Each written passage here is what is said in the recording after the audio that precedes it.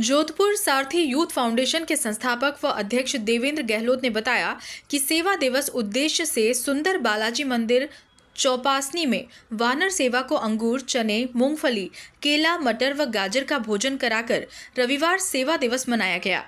Foundation जिला अध्यक्ष पूजा सुराणा ने बताया कि फाउंडेशन द्वारा हर रविवार को वृद्धाश्रम, गौ सेवा, वानर सेना की सेवा, संत सेवा, विकलांग, दिव्यांगजन, बच्चों व छात्रों की सेवा, वस्त्रदान आदि अलग अलग क्षेत्र में जाकर सेवा कार्य किए गए। सुराणा ने आमजन से अपील की है कि आप भी इस सेवा कार्य मिशन से जुड़ें।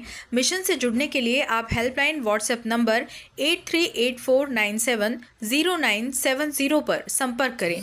इस दौरान जिला वरिष्ठ उपाध्यक्ष SK पुरोहित, उपाध्यक्ष राधिका कानूनगा, जिला महासचिव लखपत परिहार, बद्री नारायण हर्ष, मुरली सोनी, गीता लाडवानी, राम नारायण थिरोदा, दिव्या शुक्ला, महावीर सिंह फौजदार, डिम्पल, धनवंती सोनी, निकिता शुक्ला, अलका फौजदार, सूरज लाडवानी, प्रमोद सोनकरा, गौरव थिरोदा, रौनक सोनकरा, प्रियांशी लाडवानी, रितेश थिरोदा, हिमत्रेय थिरोदा आदि उपस्थित थे।